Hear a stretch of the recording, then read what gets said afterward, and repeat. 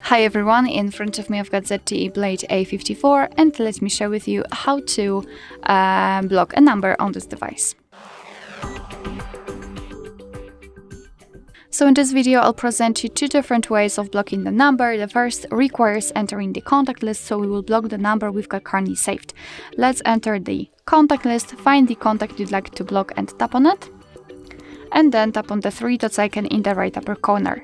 Now let's tap on block numbers, and your device will ask you if you really want to do it, because you will no longer receive any incoming calls or text messages from this number. So let's simply tap on block, and as you can see we've got this characteristic icon and the information that this number has been blocked.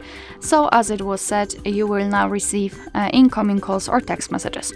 Of course, you can also unblock this number just by tapping on the three dots icon and tap on unblock numbers.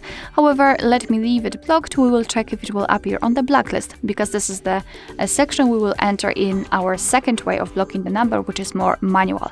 So here it does not really matter whether you will be on the contacts, recents or the favorites. Just tap on the three dots icon in the right upper corner and tap on the settings.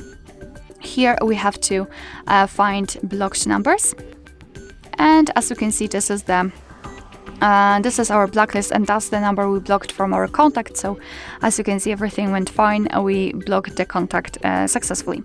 So as I said, this option is more manual, because we have to tap on add a number, and now we can enter the number manually. Here you can paste it if you've got it copied, and then tap on block, and as you can see it will immediately appear on the blacklist.